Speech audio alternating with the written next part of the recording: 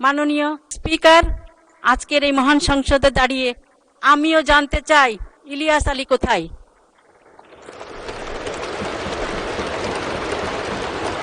মাননীয় স্পিকার, আজকে 360 আউলিয়ার পুণ্যভূমি সিলেট এলাকা থেকে সম্ভবত আমি প্রথম নারী সংসদ সদস্য হিসাবে এই সংসদে আসতে পেরেছি। এর পিছনে একটি প্রেক্ষাপট আছে।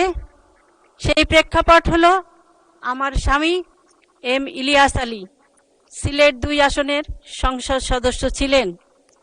উনার নির্বাচনী এলাকায় উনি বিশ্বনাথ উসমানীনগরের এই সংসদে প্রতিনিধিত্ব করেছিলেন। বিগত ফ্যাসিস্ট সরকার 2012 সালের 17 এপ্রিল ওর গাড়ি চালক আনসার আলী সহ তাকে গুম করে। তার আধিপত্যবাদের বিরুদ্ধে তার ভূমিকা এবং গণতান্ত্রিক আন্দোলনে তার সাহসী ভূমিকার কারণে বিগত ফ্যাসিস্ট সরকার তাকে গুম করে এবং এই গুমের শিকার আরো অনেক পরিবার রয়েছে।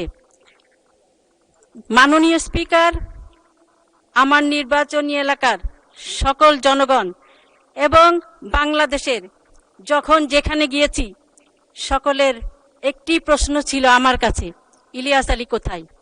ইলিয়াস আলী কি কোনো খবর জানেন কিনা? মাননীয় স্পিকার, আজকের এই মহান সংসদে দাঁড়িয়ে আমিও জানতে চাই ইলিয়াস আলী কোথায়।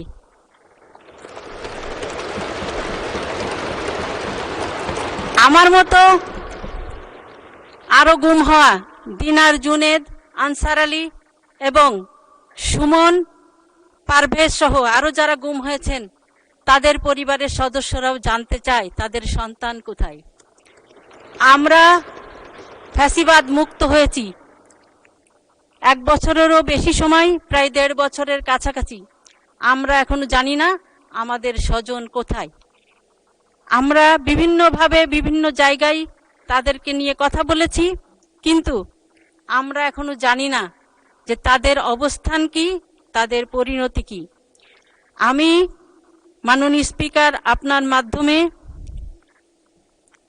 ইলিয়াস আলী সহ যারা গুম হয়েছেন তাদের অবস্থান, তাদের পরিণতি, তাদের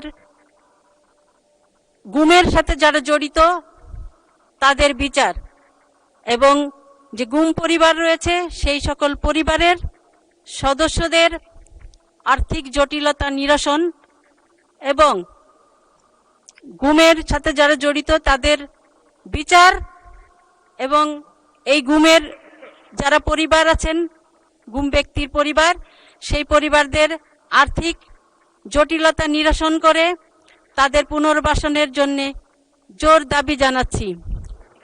আমি